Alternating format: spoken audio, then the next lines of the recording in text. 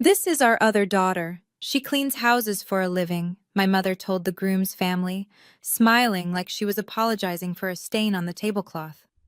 My father nodded, added, "We've given up on her." 32 guests heard it. I heard it louder than all of them. What my mother didn't know, what she never once bothered to ask, was that cleaning houses had turned into a company spanning 14 states. And the woman sitting directly across from me, the groom's mother, I was about to say something that would drain every last drop of color from my mother's face. Before I go on, if this story speaks to you, I'd appreciate a like and subscribe. And drop a comment. Where are you watching from right now, and what time is it there? I'm Morgan.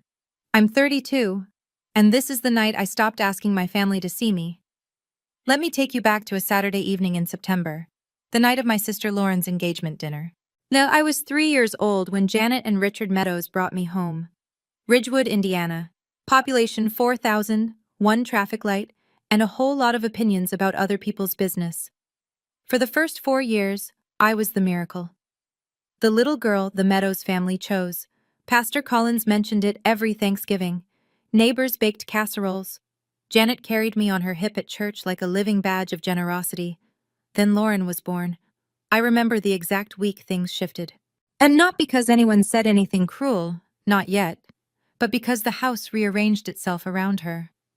My bedroom moved to the converted attic.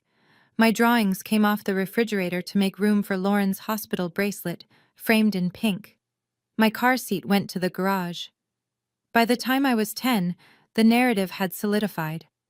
Lauren was the dancer, the honor student, the one Janet described to neighbors as our girl. I was the other one. The project. The charity case they kept feeding. "Whoosh, we tried our best with Morgan," Janet would say at the mailbox, loud enough for Mrs. Patterson next door to hear. "Some things just aren't in the blood." She said it like she was talking about a stain she couldn't lift. Richard never corrected her, not once. He'd sit in his recliner, turn a page of the newspaper, and let the silence do his talking. That silence was louder than anything Janet ever said, because Janet's cruelty came with a smile. Richard's came with permission. And I learned early, in this house, love had a guest list, and my name was never on it. But there was one thing Janet Meadows never bothered to learn about me, and that one thing would eventually change everything. I graduated from Ridgewood High on a Tuesday. Janet didn't come. Lauren had a dance recital the same afternoon, 2 towns over. Richard said he'd try to make it. He didn't. I packed 2 duffel bags that night and moved into a studio apartment above a laundromat in Greenfield. At 18 years old, $400 in a savings account I'd built from babysitting since I was 13. I enrolled in community college, night classes. During the day, I cleaned houses. It wasn't glamorous. It was toilets and baseboards and oven grease and strangers' hair and shower drains. But it was mine. Every dollar I earned on my knees, literally. And nobody could tell me I didn't deserve it. Janet told her friends at church, "Lauren starts at IU next month." Morgan chose a different path. She said different the way people say terminal. I called home on Sundays. Janet was always busy. Richard didn't pick up. When I got my first business license, a real one, framed, my name printed in black ink, I took a photo and texted it to Janet. She replied, "Cute. One word, no period, no follow-up." I almost quit that week, almost drove back to Ridgewood, walked into that house and begged them to just see me. Just once. But then Grace Whitfield happened. She was 74, lived alone on Maple Court, and she was my very first client. One afternoon, while I was scrubbing her kitchen tile, she set down a glass of sweet tea and said, "Honey, you clean better than any company I've ever hired. You should expand." That was the seed, planted by a stranger, watered by every year my family refused to look. 14 years later, I got the invitation. Cream-colored cardstock, gold foil lettering. Lauren Meadows and Kevin Holloway. Engagement dinner. Millbrook Grill. Saturday, September 14th, 6 o'clock. I was still reading it when my phone buzzed. Janet. "Morgan, we need to talk about Saturday." I could already hear it, the stage directions. "The Holloways are very well respected," she said. "Kevin's mother runs some kind of company. Big money people. I don't want you to, draw attention." "Draw attention how?" Just don't bring up your work, okay? The cleaning thing. It's not the kind of impression we need. I held the phone away from my face for 3 seconds. Breathed. You don't want me to mention my job. I want you to blend in. That's all I ask. Blend in. That was always the instruction. Not be yourself. Not we're proud of you. Just disappear politely. I almost said no. Almost deleted the invitation and spent Saturday night reviewing quarterly reports at my kitchen table. That would have been easier, safer. But then Lauren called. And separately, quietly, the way she always did when Janet wasn't in the room. Hey sis, I really want you there. Please come. She sounded like the 4-year-old who used to crawl into my attic bed during thunderstorms, before Janet taught her that needing me was weakness. I'll be there, I said. Saturday evening, I stood outside Millbrook Grill at 6:47 p.m. I straightened my blouse, checked my reflection in the window, took one breath. I had no idea that Diane Holloway would be inside, and I had no idea what she would recognize. And I had no idea that within 2 hours, every person in my family would wish I had never walked through that door. Millbrook Grill was the nicest restaurant in Ridgewood, which meant white tablecloths, candles in mason jars, and a wine list that went up to $40. For this town, that was black tie. The private dining room held about 30 people. Long rectangular table in the center, a smaller round table tucked near the window for overflow. I have fresh flowers, soft jazz through a ceiling speaker. I walked in on time, hair pinned up, navy dress, modest neckline. I looked professional. I looked like someone who belonged. Janet didn't greet me. She was mid-conversation with a woman I didn't recognize, hand on the woman's arm, laughing too loudly. When she saw me, her expression didn't change. It just paused. Oh, you made it. There's a spot over there. She tilted her chin toward the round table. The main table's full. I glanced at the long table, counted the chairs. There was one empty, right next to Lauren. A cream-colored handbag sat on the seat, Janet's handbag. She followed my eyes, didn't move it. I walked to the round table and sat next to a second cousin whose name I couldn't remember. He was already on his second beer and barely looked up. From here I could see the whole room but felt invisible in it, which I realized was exactly Janet's design. Then Kevin spotted me. Bet he broke away from his conversation, walked over, extended his hand. You must be Morgan. Lauren talks about you. I'm glad you're here. Before I could answer, Janet appeared at his elbow. Kevin, sweetheart, come meet Aunt Ruth. She just flew in from Florida. She steered him away without looking at me, like redirecting traffic from a dead end. The main course hadn't arrived yet when Diane Holloway asked the question. She was seated near the head of the table, silver hair, and sharp posture, the kind of presence that made waitstaff stand straighter. She'd been watching the room all evening, watching Janet perform. And the young woman by the window? Diane asked, turning to Janet. Is she also your daughter? Janet hesitated. 1 second, but I caught it. Oh, that's Morgan. She's adopted. She lowered her voice just enough to make it sound confidential. Yeah, she cleans houses for a living. She said it the way you'd explain a blemish on an otherwise clean report. Richard was buttering a roll. Without looking up, he added, We've given up on her. Given up? He said it like returning a library book, calmly, completely. The table went quiet, not dramatically, just that half-second pause where everyone suddenly becomes very interested in their silverware. A woman near the end coughed softly. Kevin's younger brother looked at his plate. But I sat 12 feet away, and I heard every syllable.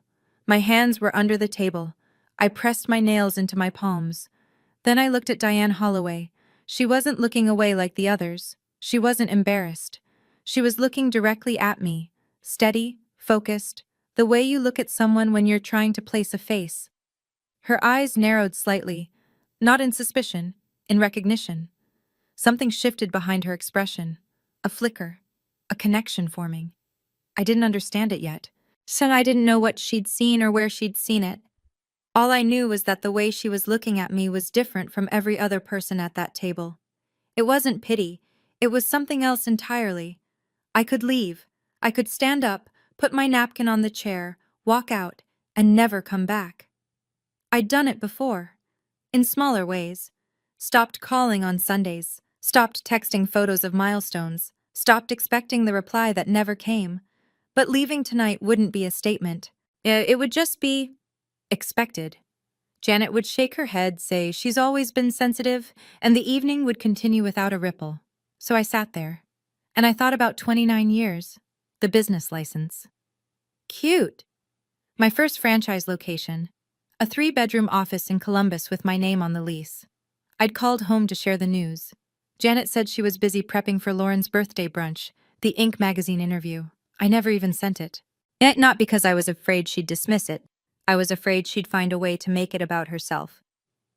Well, I raised her, she'd tell the church. She'd frame it on the mantel next to Lauren's sorority photo. She'd take credit for the thing she spent 2 decades belittling. So I kept it. Kept all of it. My company, my revenue, my name in print.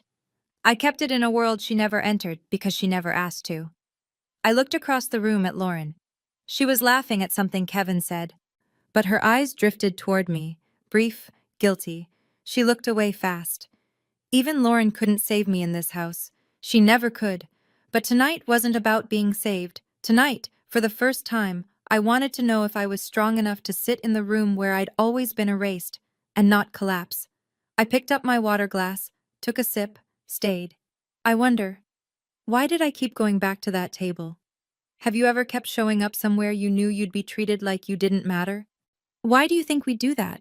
I'd love to hear your thoughts. Share them in the comments. Janet was 3 glasses of Chardonnay in and performing for the Holloways like her life depended on it. She leaned toward Diane, gesturing with her fork. We tried everything with Morgan, piano lessons, ballet, church camp one summer. Nothing stuck. Pam Driscoll, Janet's closest friend, seated 2 chairs down, laughed on cue. Well, at least she knows hard work. Janet tilted her head. Hard work? She scrubs toilets, Pam. More laughter. Quiet, polite, the kind that sounds like permission. I sat at my small table, napkin twisted in my lap, and listened to my mother narrate my failure to a room full of people who didn't know me. Each sentence was a brick. She was building a wall between me and respectability, right there in public, and she was smiling while she did it. Diane Holloway did not laugh. I noticed. She set her wine glass down, carefully, deliberately, and folded her hands. Us residential cleaning? Diane said. Her voice was even, casual, but something underneath it was pointed. Do you know which company she works for? Janet waved a hand. Some outfit, I don't keep track. You don't know the name? It's not exactly worth knowing. Diane held Janet's gaze for 1 beat longer than comfortable. Then she turned toward me. Not all the way, just a quarter turn, enough that I saw her profile shift. She was studying me. The way you study a painting you've seen in a magazine and are now seeing in person for the first time. I didn't know why. Not yet. But the air at the table had changed. Something had snagged in Diane Holloway's memory, and she was pulling at the thread. Janet didn't notice. She never noticed anything that wasn't about Lauren. The appetizers were being cleared when Janet turned the spotlight on me. She twisted in her chair. That's that sugary voice she used when she wanted to seem generous in front of company. Morgan, honey, why don't you tell everyone what you're doing these days? I'm sure they'd love to hear. The room shifted. 30 sets of eyes found me. A fork clinked against a plate. The jazz from the speaker suddenly felt very loud. I set down my water glass. I run a residential cleaning company, I said. Flat, simple, no embellishment. Janet smiled at Diane. See? She says run. That's generous. A few chuckles around the table, soft ones, the kind people make when they're not sure if they're supposed to laugh, but don't want to be rude. Richard shook his head slowly, a sigh that carried the weight of practiced disappointment. Don't push her, Diane. She's doing her best. He paused, took a sip of his bourbon. Her best. The repetition landed like a slap. Her best, as though my best was something to mourn. But I pressed my thumbnail into my palm under the table, felt the sting, kept my face still, and then I noticed Diane. She'd placed her napkin beside her plate. Her fingers rested flat on the tablecloth, the way someone does when they're about to stand, or about to speak, or about to change the temperature of the entire room. She was looking at me, not the way the others looked, with secondhand embarrassment or polite avoidance. Like she was looking at me the way someone looks when a name is on the tip of their tongue. Like she was one detail away from placing exactly where she'd seen my face before. It was Lauren who broke first. Barely. Mom. Her voice was small, almost a whisper. Maybe we don't need to. Janet turned to her daughter with the speed of someone who's been challenged in her own home. Her smile didn't waver, but her eyes sharpened. I'm telling the truth, Lauren. What's there to hide? Lauren looked at her plate, pressed her lips together, sat back. 28 years of training. That's how long Janet had spent teaching Lauren that silence was loyalty. And right now, loyalty meant letting our mother dismantle me in front of 30 people without interference. I didn't blame Lauren, not entirely. I'd watched her grow up in that house. I knew the cost of speaking out, the silent treatment, the guilt, at the way Janet could make you feel like the villain for pointing out she was being cruel. Lauren survived the same house I did. She just survived it from the other side of the door. Kevin shifted in his seat. He glanced at his mother, Diane. And I saw something pass between them. A look I didn't fully understand. Diane was tapping her index finger against the tablecloth, lightly, rhythmically, a private metronome. Kevin leaned in. Mom, you okay? Diane didn't turn to him. Yet her eyes were still on me. Fine, she said. I'm just trying to remember something. She said it quietly, almost to herself. Kevin knew his mother. I could see it in the way he sat back, not dismissing her, but recognizing the signal. Whatever Diane Holloway was working through, he knew better than to interrupt it. The main course arrived, plates were set down, conversations resumed. But Diane didn't touch her food. She was somewhere else. Somewhere in her memory, a door was opening.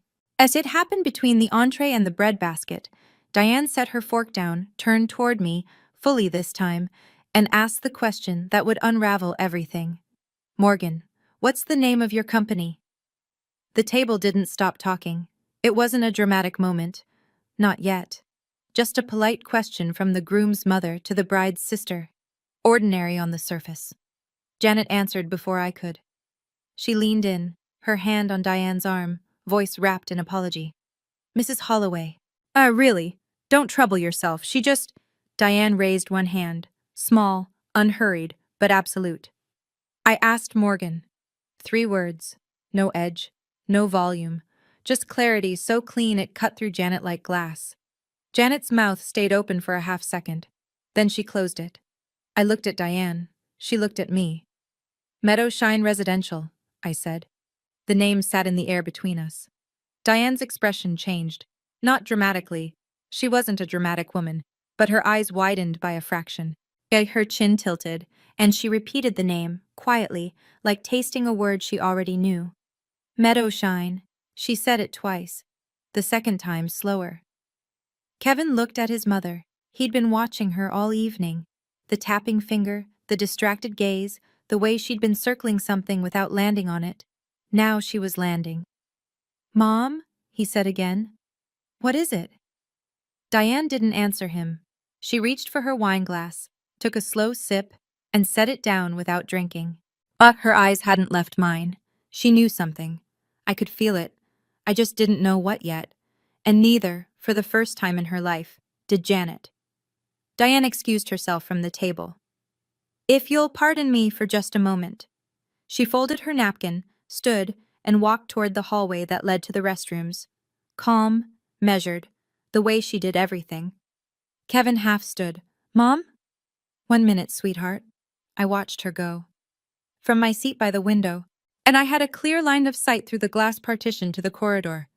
Diane stopped halfway down the hall, pulled her phone from her clutch, and began scrolling. She wasn't checking messages. She was searching for something.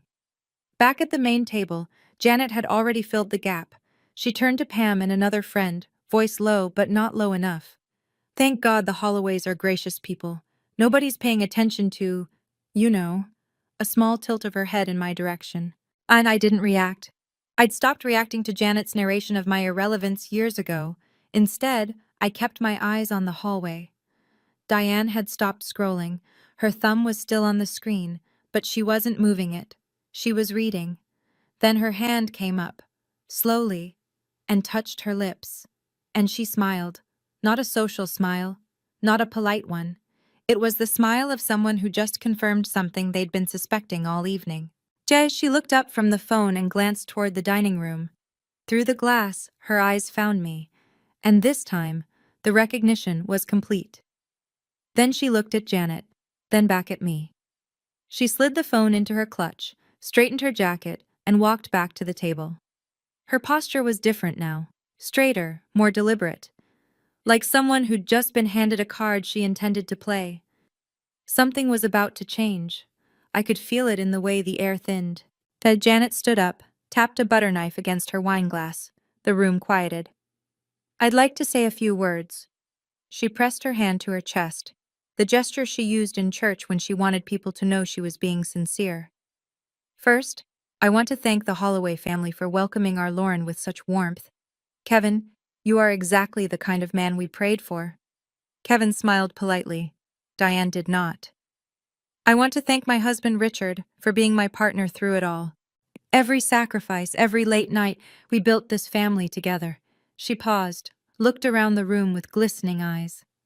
"And Lauren, sweetheart, you are our pride, our only pride. Everything we worked for sits right here, in this moment, watching you begin your life.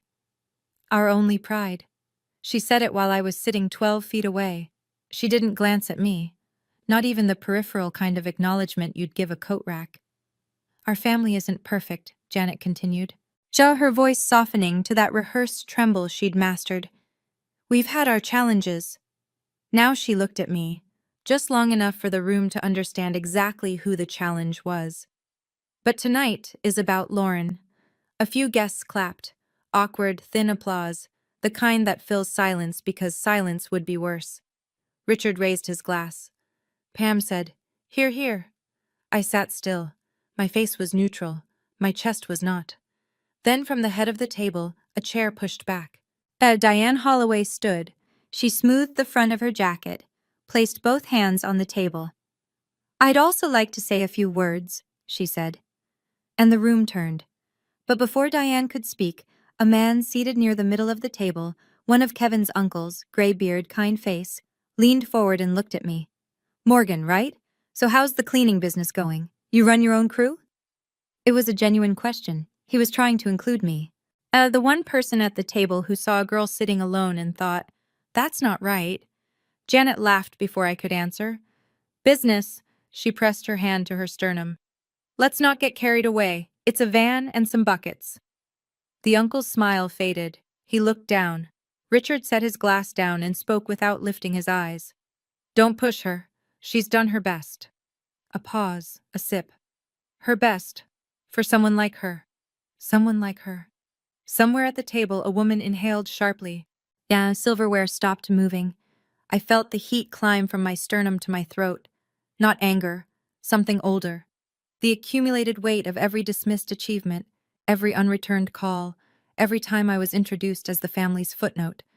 But I didn't fold. I placed both hands on the table, flat, steady, and I looked at my mother. "Have you ever asked me what my company does?" Janet blinked. "Excuse me? In 14 years, have you once asked?" "I don't need to ask." Her chin lifted. "Oh, I know. You know nothing."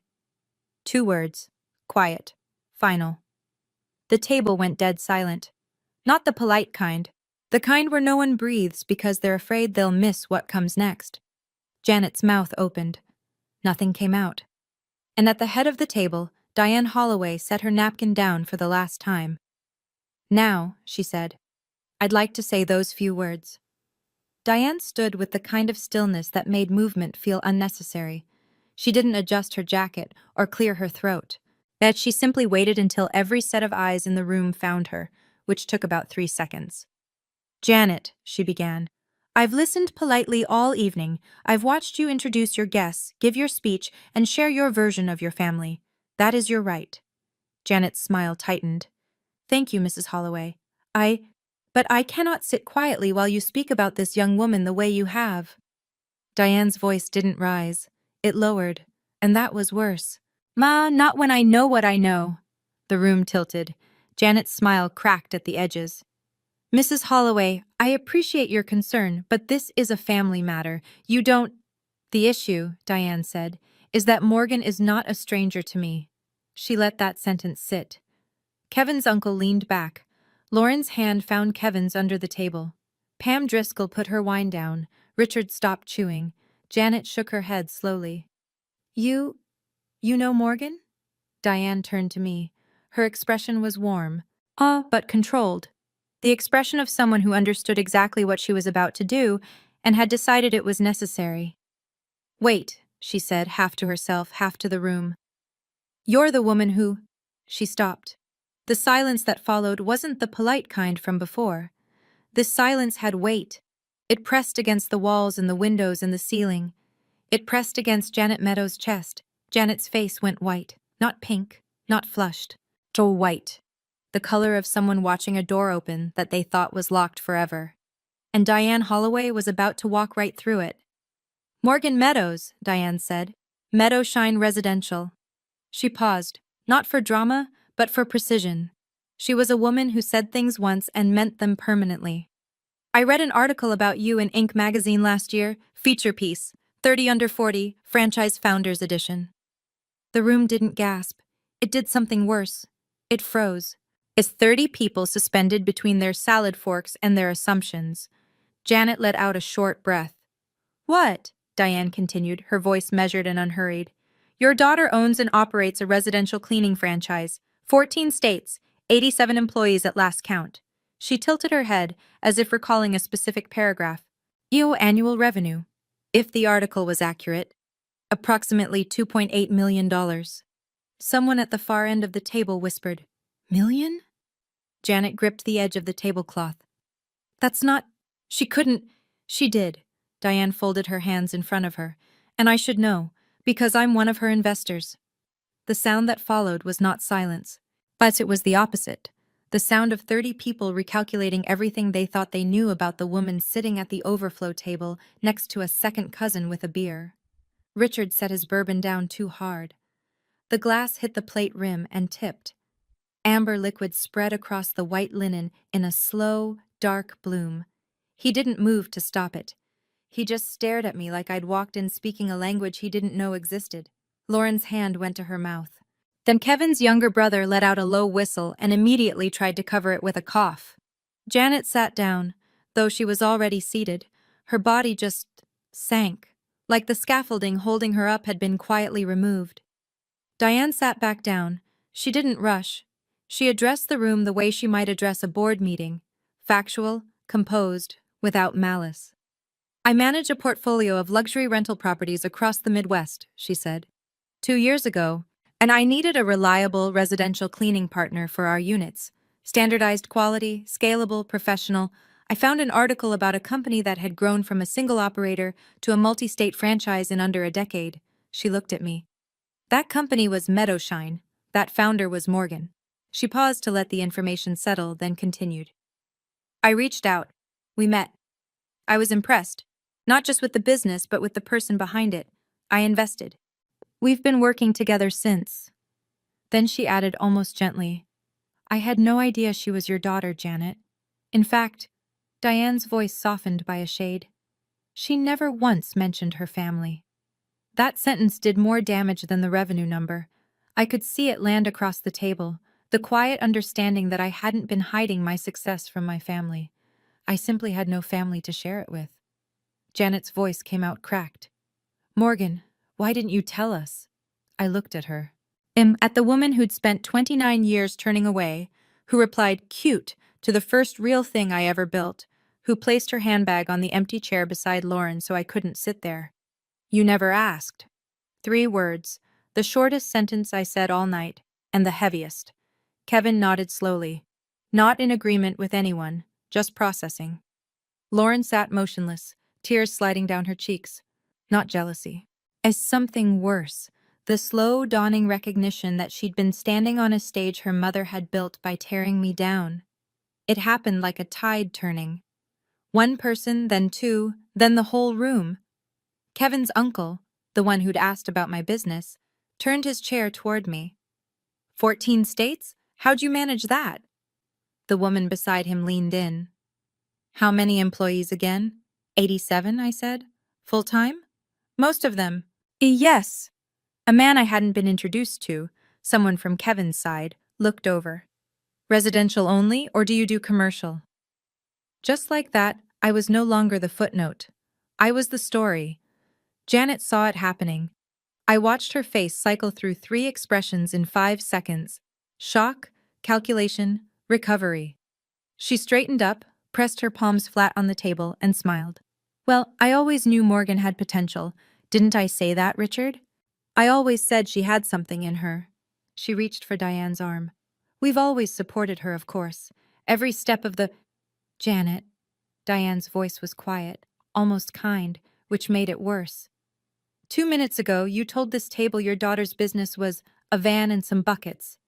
She let the silence do its work. Everyone in this room heard it. The room didn't move. The jazz from the ceiling speaker played a soft piano bridge that no one listened to. To Pam Driscoll, Janet's closest friend, the woman who'd laughed at every joke tonight, slowly slid her chair 6 inches away from Janet. The wooden legs scraped against the floor. In the silence, it sounded like a door closing. Janet opened her mouth, closed it, opened it again. Nothing came out. Richard stared at a water stain on the tablecloth where his bourbon had spilled. He hadn't wiped it up, he hadn't said a word, and for the first time in 29 years, Janet Meadows had no script. I looked at my mother then, really looked, and I wondered, did she ever actually love me? Or was I just a background character in the story she wrote for Lauren? Why does a mother choose to humiliate her own child in public instead of admitting she was wrong? I still don't have the answer. Maybe you do. Let me know in the comments. I stood up. Not fast, not dramatically. I folded my napkin, placed it beside my plate, and pushed my chair back the way you do when dinner is over and you have somewhere to be. The room went still. I didn't come tonight to prove anything, I said. My voice was steady. I made sure of that. I came because Lauren asked me to, because she's my sister and I love her, and I wanted to be here for her night. I looked at Janet. She was gripping her wineglass so hard her knuckles had gone pale. But I won't sit at any table where my existence is treated as an embarrassment. I let the sentence land, didn't soften it, didn't follow it with an apology. Then I turned to Diane. Thank you, I said, not for telling them about my company, but for asking me, when no one else did. Diane held my gaze. She nodded once, firm, warm, the kind of nod that says everything it needs to. I looked at Lauren last. She was still crying, trying to hold it together, Kevin's hand on her back. Tile, my little sister, who used to climb into my attic bed because she was afraid of thunder. Lauren, I love you. I wish you every happiness. I paused, swallowed. But after tonight, I need space. Lauren nodded. She didn't argue. She knew. I picked up my jacket from the back of my chair, walked past the long table, past the 30 people who'd watched my mother erase me and were now watching me leave with my back straight and my name intact. I didn't slam the door, I didn't run, and I didn't look back. The parking lot was cool and quiet. September air, crickets. I sat in my car for 7 minutes before I turned the engine on. Lauren called at 11:14 p.m. I was sitting on my couch in sweats, holding a cup of tea that had gone cold 20 minutes ago. I almost didn't answer. But the phone buzzed 4 times, and I could feel the urgency through the screen. Hey, I said. Sis? Her voice was raw. I need to tell you what happened after you left, she told me. And after I walked out, Janet tried to recover. She's always been dramatic. You know how it is with— She gestured vaguely toward the door. Nobody responded. Nobody laughed. Nobody nodded. Diane turned to Kevin and said quietly, We'll talk at home. Her tone wasn't angry. It was cold, which, as Lauren put it, was somehow worse. Richard attempted damage control. He leaned toward Diane, voice low, almost pleading. Mrs. Holloway, please, don't let this affect— Diane cut him off without raising her voice. Mr. Meadows, I'm not judging your daughter. I'm judging how you treat her. Lauren said the room physically shifted after that. Chairs angled away from Janet. Conversations started and ended in whispers. 3 couples left early, citing babysitters, headaches, long drives. excuses wrapped in polite smiles. Janet went to the restroom. She was in there for 12 minutes. When she came out, her mascara was smudged. Yes, nobody mentioned it. Lauren said, "Sis, I've never seen Mom like that. She looked small." I didn't feel satisfaction. I want to be honest about that. I felt tired. The kind of tired that lives in your bones, not your body. "I hope she's okay," I said. And I meant it. Then I added, "But I'm not coming back." Lauren was quiet for a long time. Then, "I know. Ridgewood is the kind of town where news doesn't travel. It arrives. Before the breakfast dishes are cleared, everyone already knows." By Monday morning, the story of the engagement dinner had spread through every Bible study group, hair salon waiting room, and produce aisle in a 12-mile radius. The details varied. Someone said I owned 100 employees, someone else said Diane Holloway wrote me a check on the spot. But the core was always the same. Janet Meadows humiliated her daughter in public, and it backfired spectacularly. And Janet had spent 15 years building her reputation as the backbone of the women's ministry at First Covenant Church. She organized the canned food drive. She coordinated the Easter egg hunt. She was the first to sign up for every committee and the last to leave every potluck. That Tuesday, 2 families quietly withdrew from her prayer circle. No explanation, just sudden scheduling conflicts that would last indefinitely. On Wednesday, Pam Driscoll called, so not to check on Janet, to deliver a verdict. "Janet, I think you need to call Morgan, apologize, properly. People are talking." "People are talking about what? I'm her mother. I have the right to—" "You have the right to be her mother," Pam said. "You don't have the right to humiliate her in front of 30 people." Janet hung up.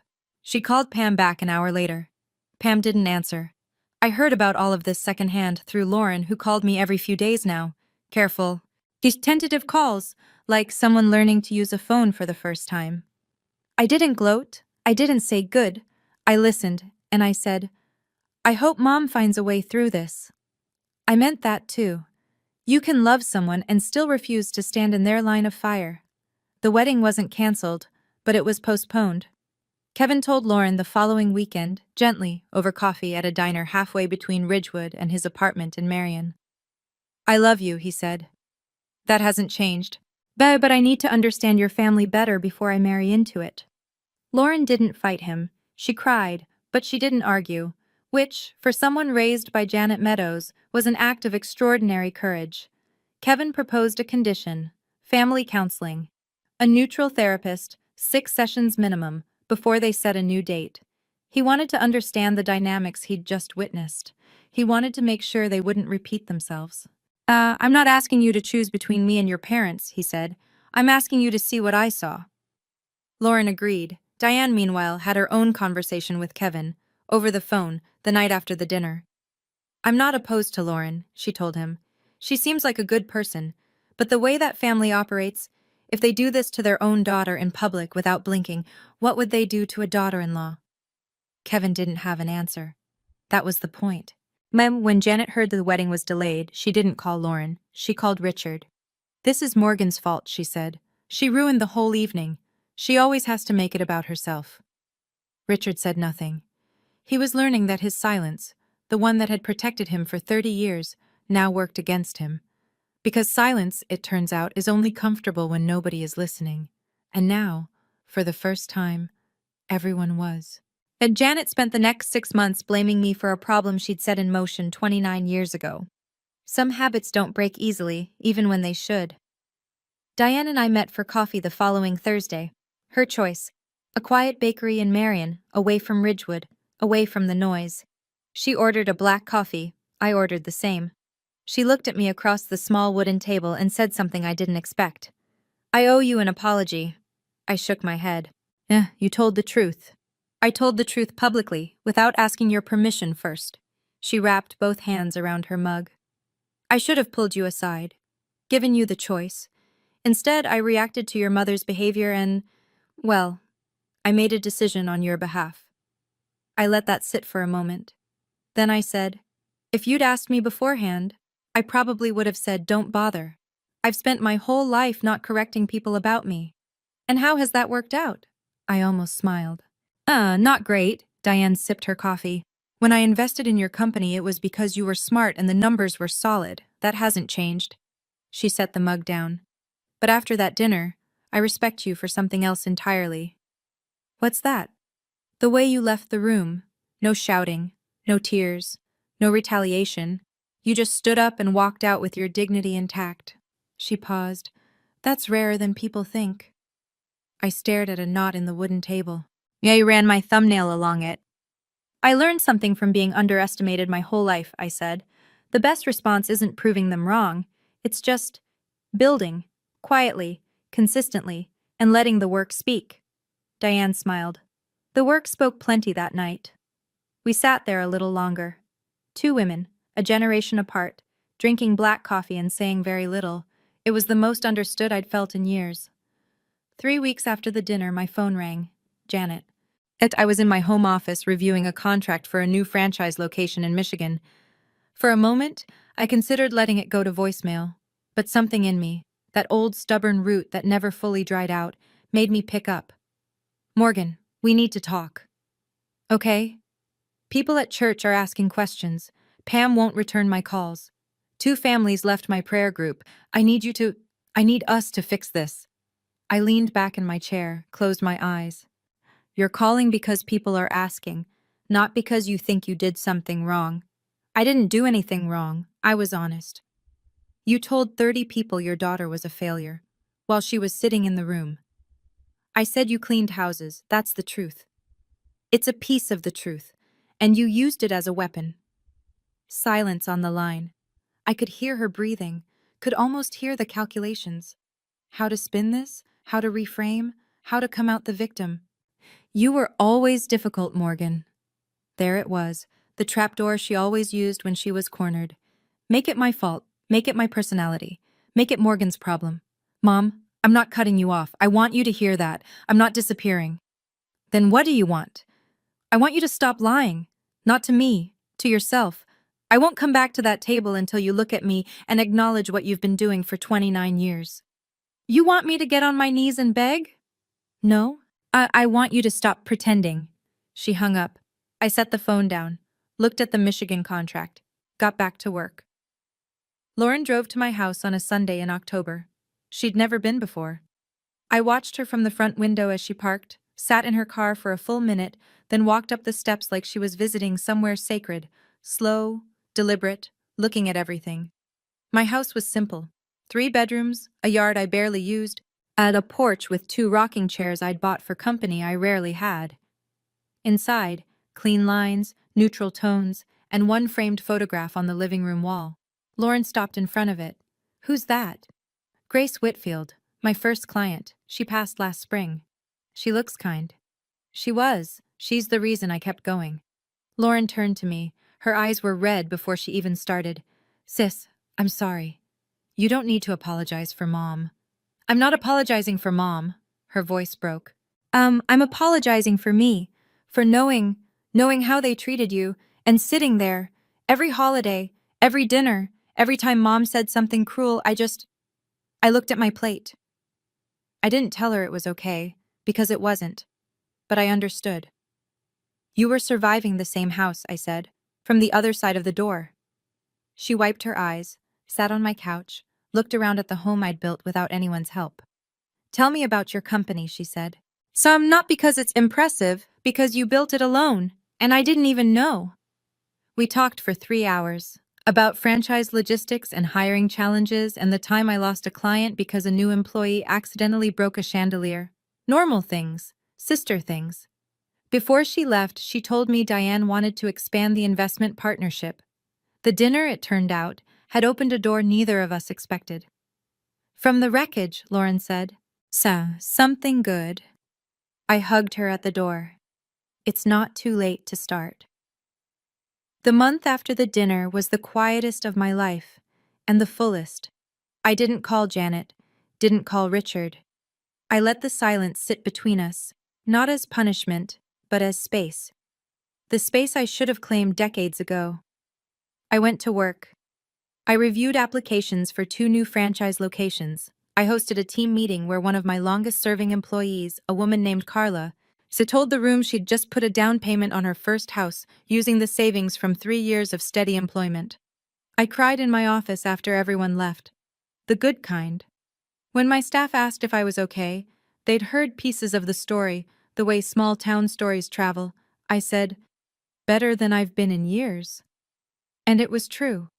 I'm not telling you this story to show off a revenue number or an investor's name. I'm telling it because somewhere out there, when someone is sitting at the end of a table, at a family dinner being introduced as the disappointment, and they're wondering if it's true. It's not. You don't need anyone's permission to succeed.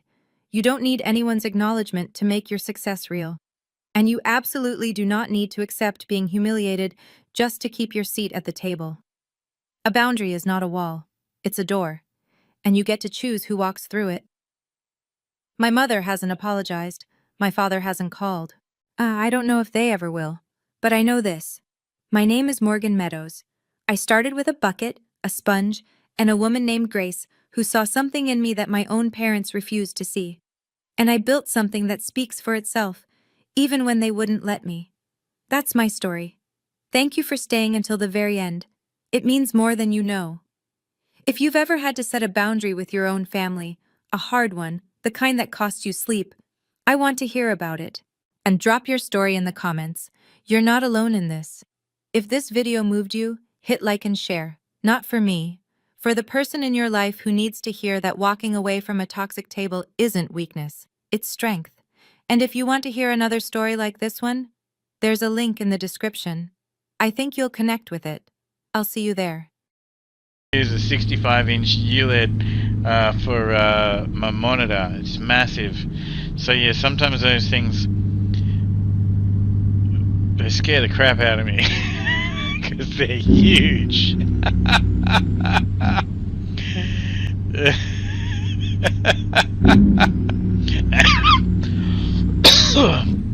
And fast and loud.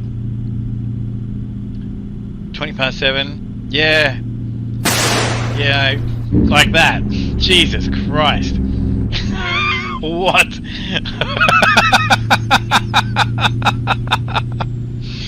Thank you, I guess. Yeah, I know. I game a lot with a lot of people in the UK, so I know the time in the UK and Ireland and Scotland.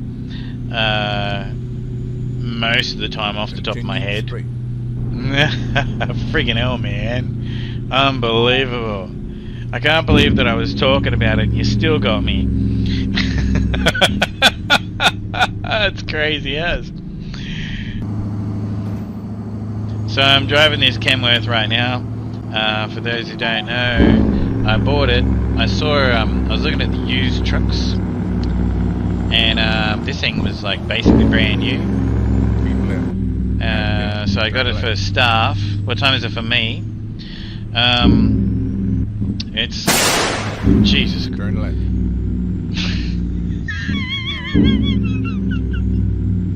Oh no, there's a 10. It's 6 a.m. right now, but we're on daylight savings time.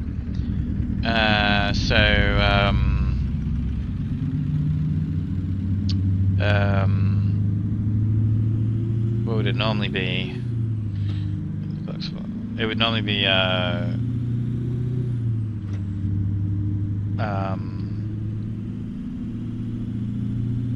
can't remember, I can't think right now. We roll the clocks forward for daylight savings or back?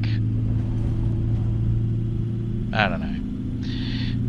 My brain's not answering that question right now. I know it's a stupidly simple question, but I am. Yeah, we lose an hour when we start daylight savings.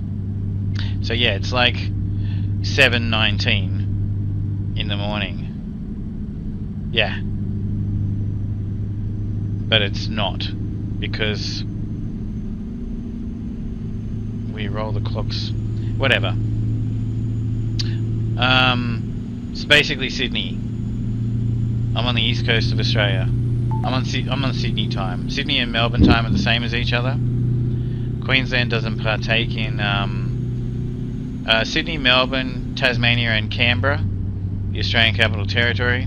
They're all in the same time zone, except so is Queensland, but Queensland, Australia doesn't do daylight savings. So when we have daylight savings time in the summertime, Queensland and I are on a different time even though we're in the same time zone. It's just because of daylight savings.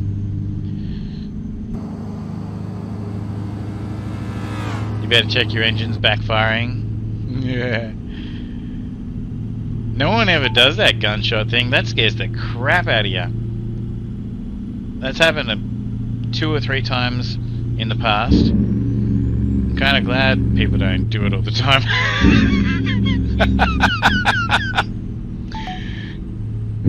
In my Discord, you can see pictures of my my setup. I've got to actually update them. Oh, the knock thing! Don't. I thought we were friends, man.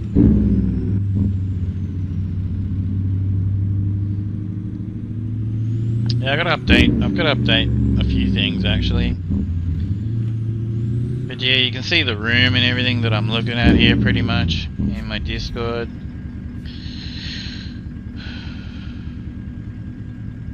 Yeah, I know.